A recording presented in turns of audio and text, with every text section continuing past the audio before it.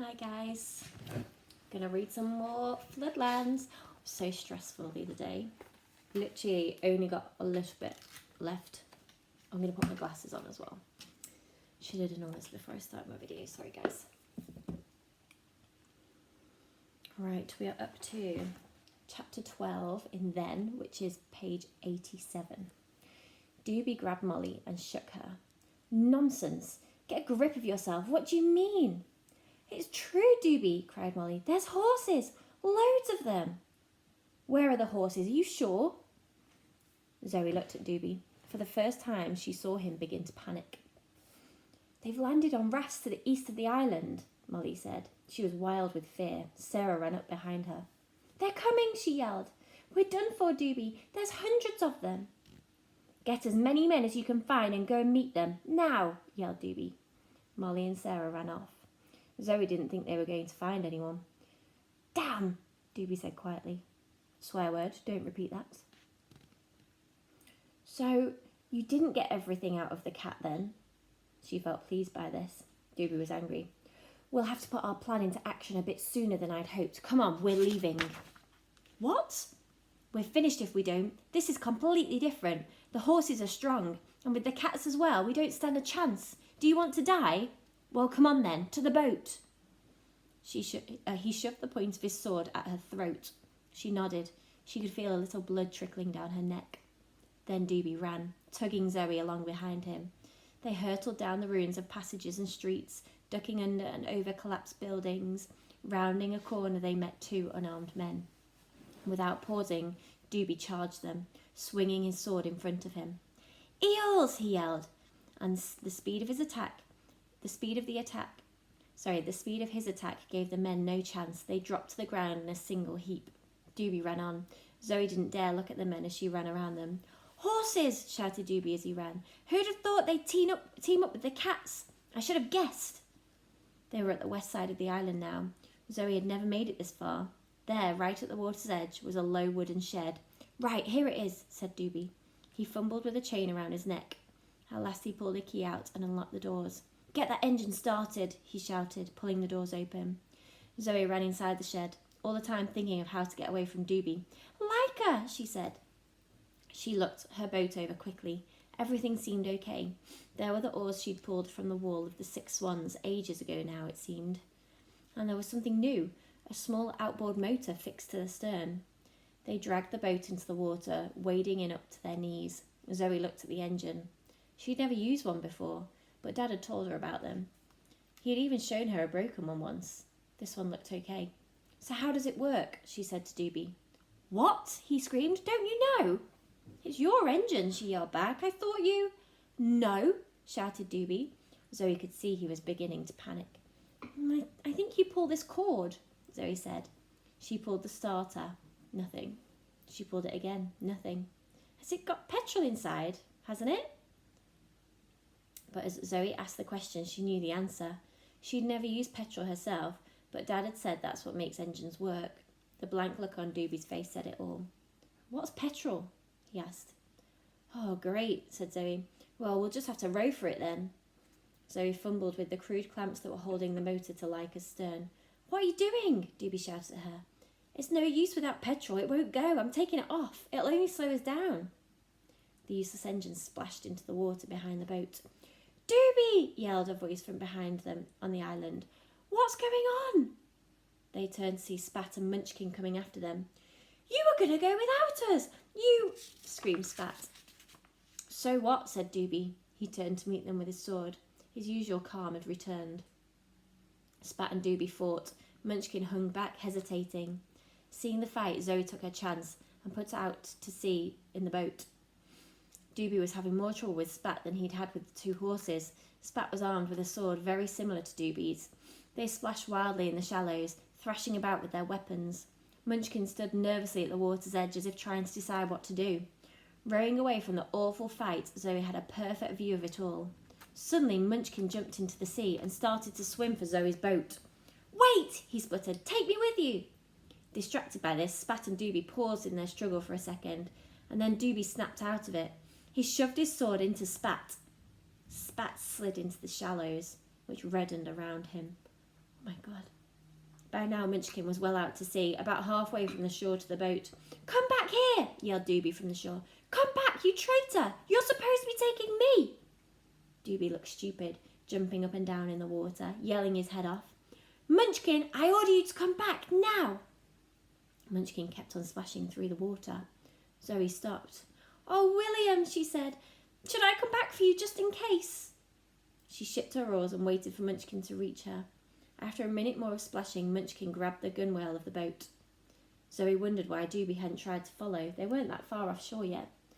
"Come round to the stern. Give me your hand," said Zoe. She helped Munchkin over the back of the boat. Munchkin fell spluttering into the bottom of the boat. "Take the other oar," said Zoe. "Let's get out of here before Doobie comes after us." Munchkin climbed beside Zoe and started to row. "He won't do that." "How can you be sure?" asked Zoe. "He can't swim," said Munchkin, grinning. "I think he's going to have to learn." As they rowed away, they could vaguely hear the sounds of fighting outside the cathedral coming to an end. Doobie was by now a figure, tiny, standing motionless on the shore. "Why did you wait for me?" asked Munchkin. "Oh, I don't know. I didn't think you stood much of a chance if I left you with Doobie, and you didn't tell him about what I said, about where my boat was." "No," said Munchkin simply, "but what about him? Who do you think's won the battle?" "Who knows? But I think Doobie will be all right. People like him always are. It's William I'm worried about. I wanted to take him with me. I saw him go down in the fight. But maybe he's okay." Munchkin shrugged. "Don't be sad," he said. "He would never have left anyway." They rowed in silence for a while.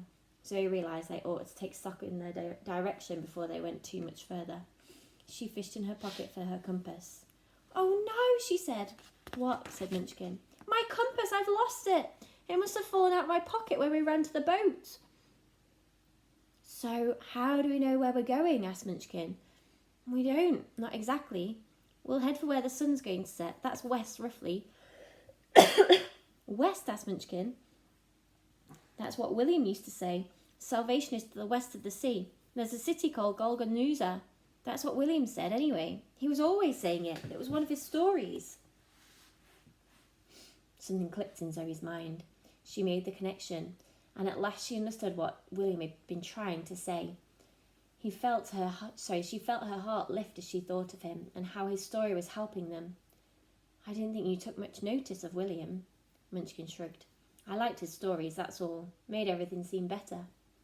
Zoe smiled. "Well," she said, "that's where we're going then." Oh, it's thundering here, guys. Pouring down. Next chapter, chapter 13, page 93. "Zoe?" "Yes?" "This is crazy." "Don't say that." "But we haven't got any water." Munchkin and Zoe were far out to sea. They'd watched the islands of eels shrink before their eyes with every pull of the oars. Finally, even the monstrous cathedral had disappeared from view, a dot on the horizon that bobbed into sight for one last time, and then it was gone. "Maybe we have," said Zoe. "There's something under the thwart."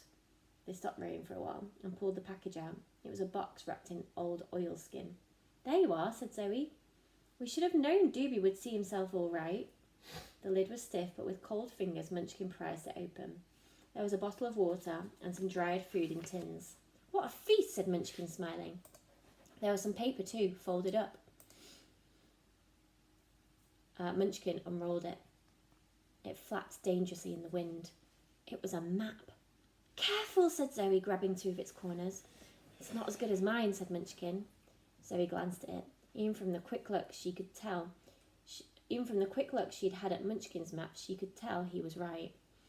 "We can use it though, can't we?" said Munchkin. Perhaps. If we find some land, then definitely. I just don't really know where we are now, really." Munchkin looked at the map again. "I do," he said. He pointed. "That's where we are. That's the cathedral, more or less." She looked. "So the mainland must be to the west. William was right." They carefully folded the map up and put it away. There was something still in the box, a smaller parcel wrapped in an old plastic bag. So he took it out and unwrapped it.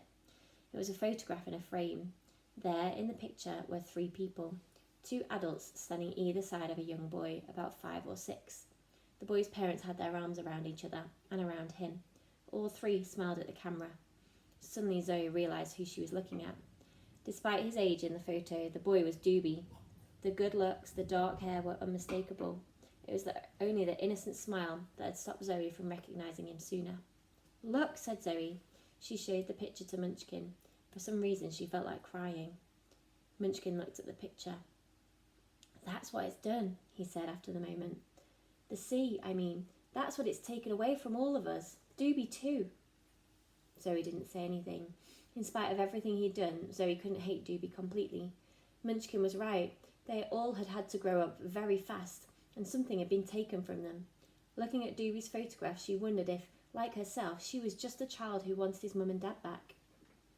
After they had eaten a little of the dried food and had some water, they rowed on.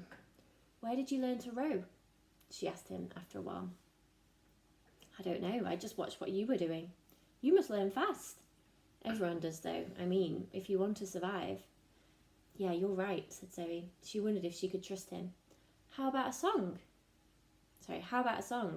What? Said Zoe, pulling her oars. A song to keep us going. Okay then, you first, said Zoe, amazed, trying not to laugh. Munchkin thought for a moment. Okay, he said, here's one. Little Tee-wee went to sea in an open boat, and while afloat the little boat bended, and that is why the song has ended. If the boat had been stronger, my song would have been longer. He finished, pleased with himself. Munchkin, said Zoe. What? Let's not sing any more, okay? Still they rowed on. The sea had been kind to them so far, but it was beginning to get rougher. In fact, I'm going to pause there.